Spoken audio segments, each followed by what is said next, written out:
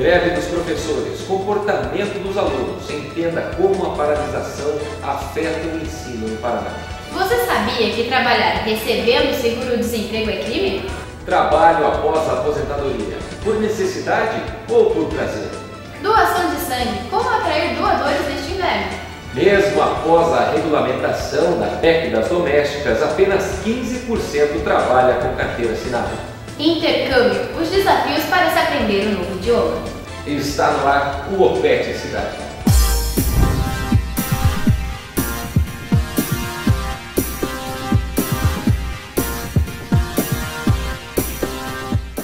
Boa noite. Receber o seguro-desemprego e trabalhar ao mesmo tempo é crime? A nossa equipe de reportagem foi até o Ministério do Trabalho para analisar essa situação. O pagamento do seguro-desemprego é um direito do cidadão garantido por lei. O recurso tem como objetivo dar assistência financeira temporária ao desempregado. De acordo com o Ministério do Trabalho, 505 mil trabalhadores receberam seguro no ano passado, somente no Paraná.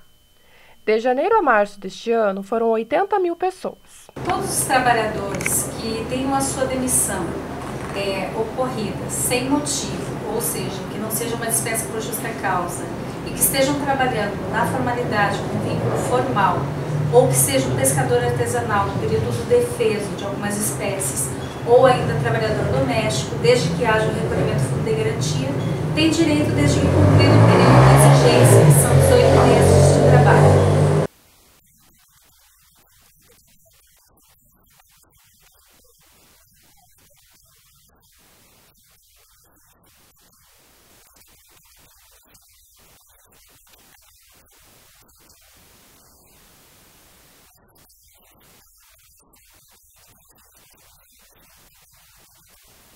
Falta de informação. Esse foi o motivo que levou a auxiliar financeira a receber o benefício ao mesmo tempo em que estava empregada. A funcionária, que não quer ser identificada, conta que o gestor da empresa, mesmo consciente da situação, a contratou. Quando eu entrei, eu disse que eu estava recebendo seguro e me informaram que provavelmente eu conseguiria receber mais duas por falta de informação.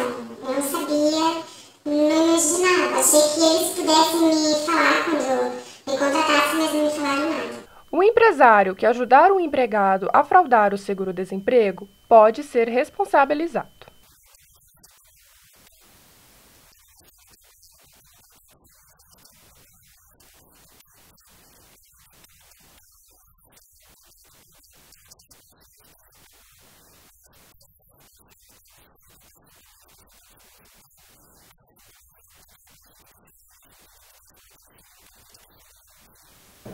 No período em que deveriam estar descansando e aproveitando bons momentos com a família, idosos trabalham para complementar a renda e outros porque não conseguem ficar parados. Confira agora na reportagem de Janaína Chaves. O Brasil apresenta crescimento de 11 milhões no número de pessoas idosas desde 2005. Esse aumento deve ser ainda maior nos próximos anos. De acordo com o IBGE, em 2015, o número de pessoas entre 60 e 90 anos é de aproximadamente 34 milhões. Até 2031, essa quantidade pode dobrar e chegar a 62 milhões. A terceira idade cresce e ganha mais responsabilidade. Em alguns casos, os aposentados voltam a trabalhar para ajudar na renda das famílias. Dados do IBGE mostram que o total de mulheres entre 60 e 70 anos que trabalham com ou sem carteira assinada é mais de 700 mil. Giselda tem 60 anos e é aposentada há 14, mas ainda está na ativa. É fotógrafa no estúdio que herdou da família. O trabalho é para complementar o salário, mas também uma solução para não ficar em casa e evitar doenças como depressão e Alzheimer. De repente os filhos casam, vão embora, fica aquela coisa do ninho vazio, né? Então a pessoa se sente inútil, se sente sozinha e trabalhando tudo muda, né? As vantagens são muitas, né? Além da financeira, assim, é prazeroso, né?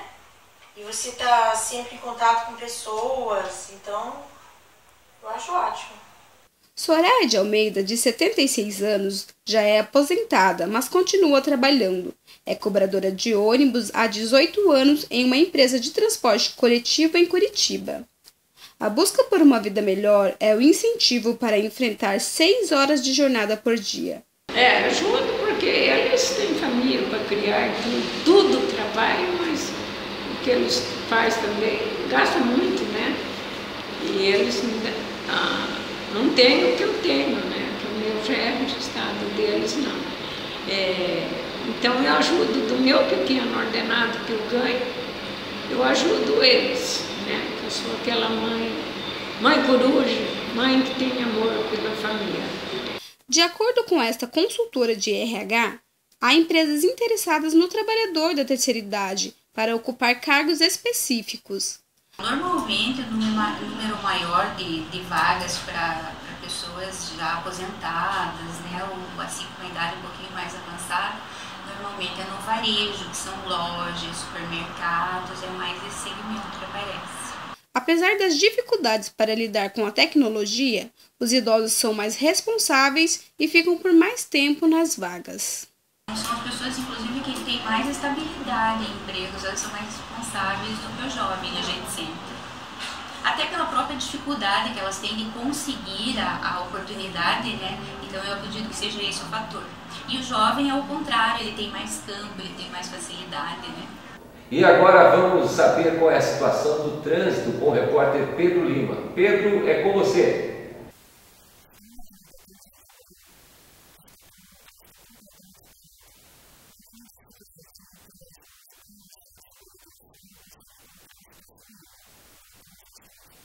E no próximo bloco você vai conhecer uma casa com quase 400 carros. E também um aplicativo que promete salvar muitas vidas neste inverno. Não perca, daqui a pouco.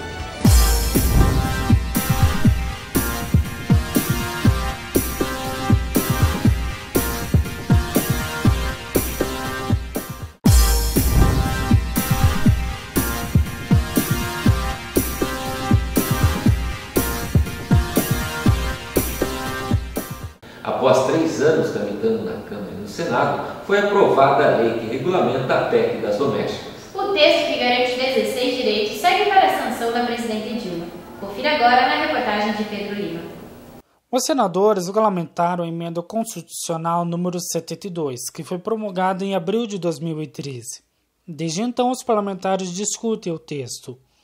Com a PEC, os empregados domésticos tiveram a jornada diária fixada em 8 horas, salário mínimo garantido e direito ao pagamento de horas extras.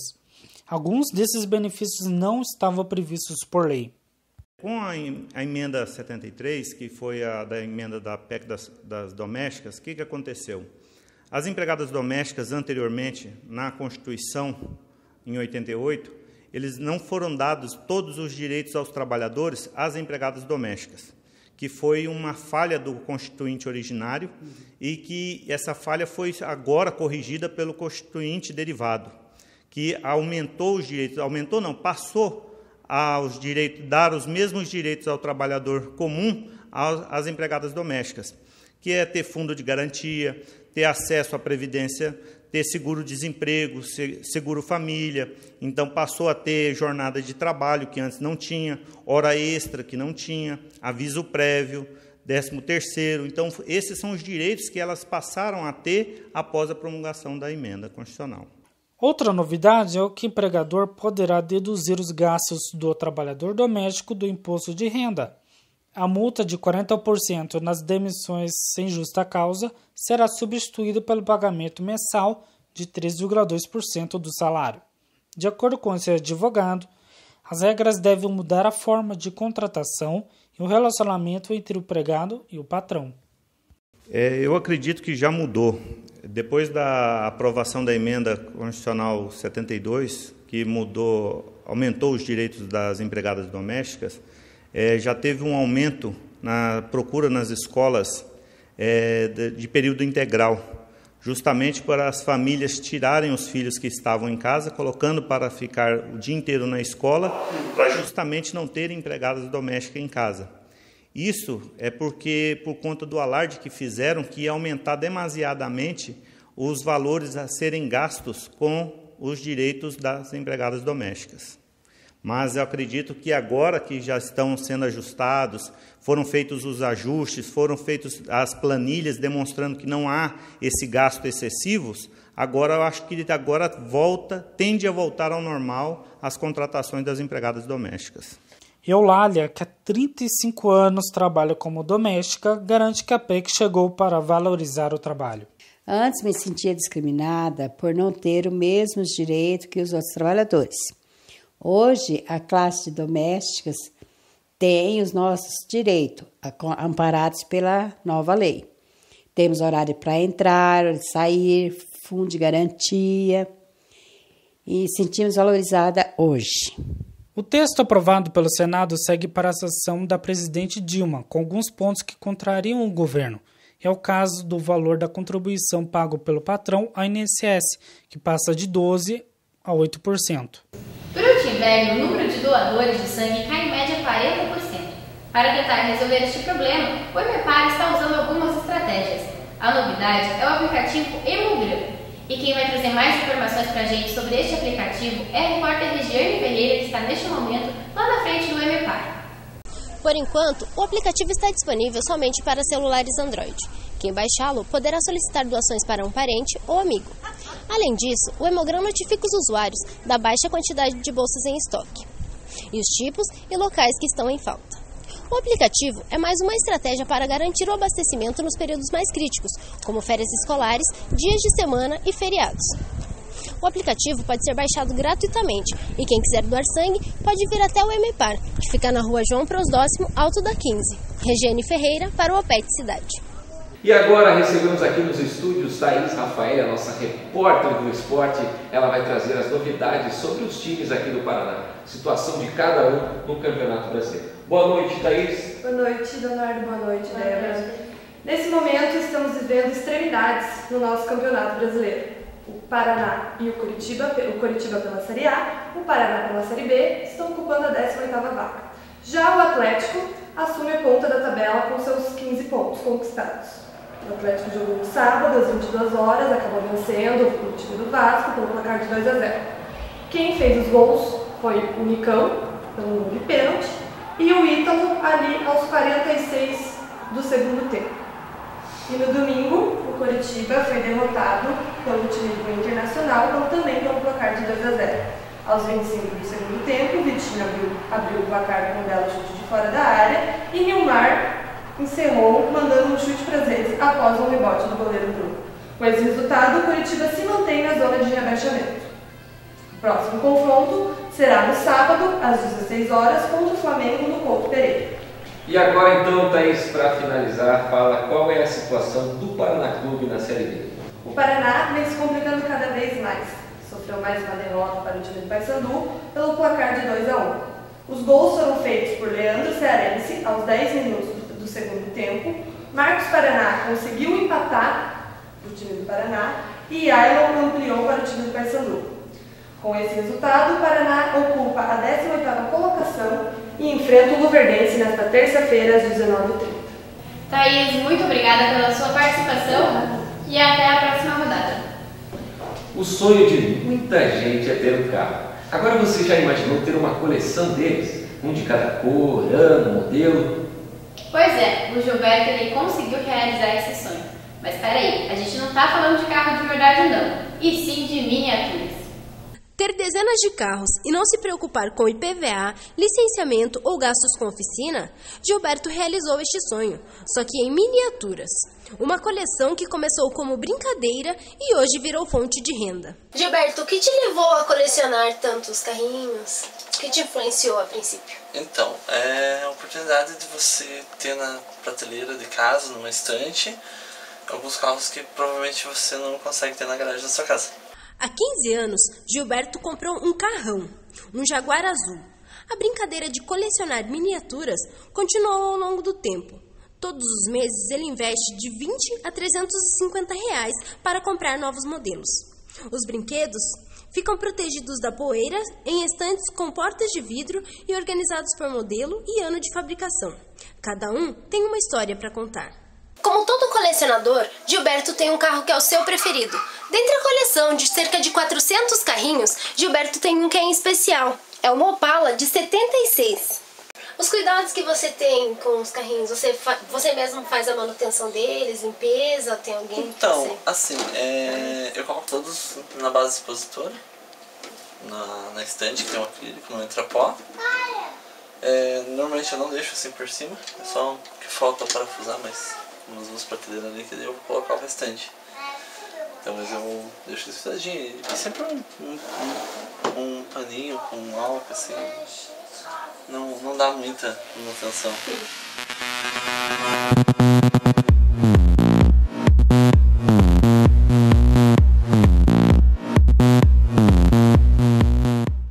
Greve dos professores. De que forma a paralisação afetou o ensino no Paraná? E você também vai conhecer os desafios de se aprender um novo idioma. Voltamos já.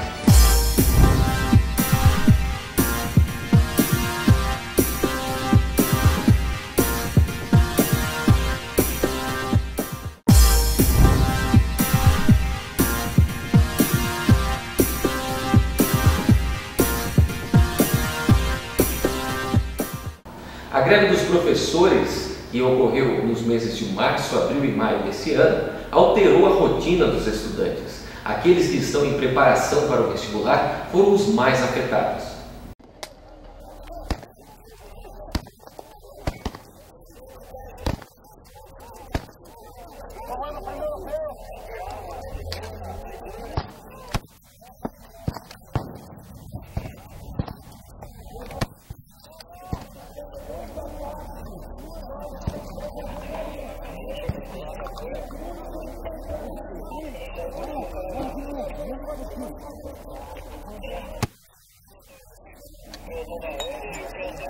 Estamos há 60 dias, completaram, mais de 60 dias estamos em greve, reivindicando do governo do estado do Paraná as nossas reivindicações em favor da Paraná Previdência, que já foi sancionado na Câmara dos Deputados e no qual indevidamente foi retirado de os nossos benefícios.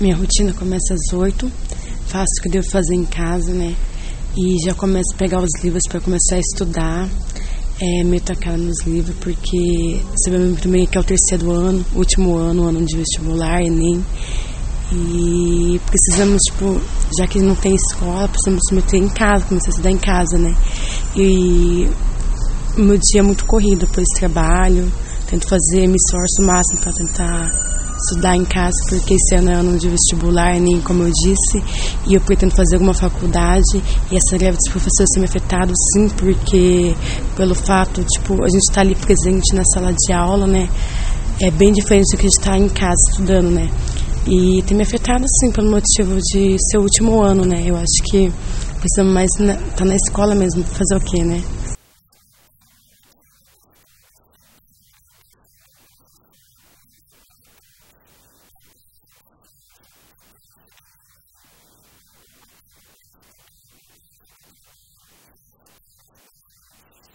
Eu trabalho de manhã à tarde e às vezes no final de semana. Arranjar tempo para estudar sozinho é complicado. E um horário com o professor, com consulta, faz falta. As datas das provas não vão mudar e isso está me prejudicando bastante. O governo do estado anunciou que oferece um reajuste de 5% em 2 parcelas. E ainda disse que as negociações com a APP Sindicato estão encerradas. Sol e calor em pleno mês de julho. Será que as temperaturas continuam assim até o final de semana? Confira na previsão do tempo. Até a tarde de quinta-feira, a previsão é de calor em todo o Paraná. Durante a noite, uma frente fria chega do Rio Grande do Sul e pode chover na região de Curitiba e dos Campos Gerais. Na sexta-feira, a previsão é de chuva em todo o estado. Para amanhã, as temperaturas variam entre 12 e 26 graus na capital. Em Paranaguá, a máxima é de 31 e a mínima de 18. Já em Paranavaí, a mínima é de 19 e a 30 graus. Não são só os brasileiros que têm deixado o país em busca de um novo idioma. Muitos estrangeiros escolheram o Brasil para estudar e procurar novos desafios. O intercâmbio proporciona conhecer novas culturas e estudar outros idiomas. Cada vez mais os brasileiros procuram essa experiência.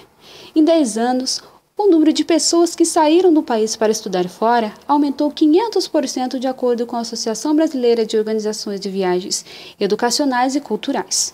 O Brasil é um dos maiores exportadores de intercambistas no mundo e chega a enviar em torno de 300 mil estudantes por ano. Os países favoritos são Reino Unido, Estados Unidos, Canadá, França, Itália e Alemanha. Mas agora vamos olhar para o outro lado da sociedade, dos intercambistas estrangeiros. Eles deixam seus países para aprender português do jeitinho brasileiro. Nosso idioma, nossa cultura, nossa comida são atrativos que chamam a atenção de muitos estudantes de fora, que escolhem o Brasil como opção para estudar. É o caso do francês Alex Meslin. Ele mora em Curitiba há 7 meses e conta as vantagens de aprender o português por aqui. Bem agradável para aprender português e também um pouco barato outras cidades daqui no Brasil. O Brasil também chama a atenção dos americanos. Brian morava nos Estados Unidos e hoje vive em Curitiba há 8 meses. Ele conta que fora o idioma, a segurança ainda é uma das maiores dificuldades. Deixa seu celular no café ou no ônibus, você não vai conseguir. Não vai voltar para você. Não são só os curitibanos que reclamam dos dias gelados da cidade. Além do idioma e a segurança, o frio também é um dos maiores desafios que estrangeiros enfrentam em Curitiba. Você de frio fora e também dentro da casa. Então isso é uma coisa um pouco difícil para...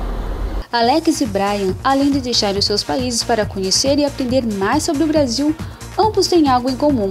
Não pensam em voltar tão cedo para o país de origem. Eles querem conhecer e explorar outros estados brasileiros.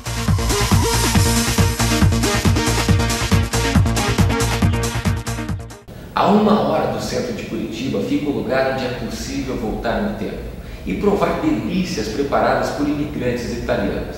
Conheça o Caminho do Vinho, uma rota cheia de histórias em São José dos Pinhais.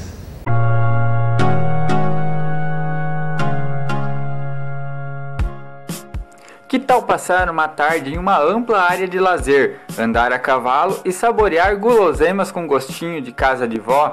Bom demais, né? O melhor é que não precisa ir muito longe. A apenas 50 minutos do centro de Curitiba está a Colônia Mergulhão. O bairro tradicional italiano tem uma rota com diversas opções de culinária e lazer. O difícil é saber onde parar. No percurso de 8 km do Caminho do Vinho, você pode escolher entre as 42 propriedades rurais para passar seu dia, seja na vinícola ou no café colonial. Aqui você vai conhecer o que há de melhor na gastronomia italiana. Além disso, o caminho também conta com uma linha de ônibus especial, que opera aos sábados e domingos e leva os turistas por todas as propriedades. O passeio dura em torno de 5 horas e conta até com um guia turístico. Durante o caminho, o visitante pode conhecer como é produzido o vinho por aqui e levar para casa algumas delícias caseiras. Como parte do passeio, é possível visitar o acervo do Caminho do Vinho, com objetos doados pelas famílias da colônia e que contam a história do lugar. Ao lado do museu, fica o mais tradicional café colonial do Caminho do Vinho, há mais de 12 anos em funcionamento e com uma variedade de doces e salgados. O lugar é repleto de histórias e curiosidades. A gente procura para chamar a atenção e para decorar a casa, para ser uma coisa diferente, né? As xícaras, a gente começou armazenando as xícaras que quebravam e decidimos daí enfeitar uma árvore que ficou até um referencial que as pessoas até ligam para cá perguntando, e aí que tem a árvore das xícaras? O Caminho do Vinho foi indicado como um dos mais belos roteiros para visitação pelo Comitê de Organização da Copa do Mundo de 2014 no Paraná. E o OPEC Cidade fica por aqui. Tenha uma boa noite.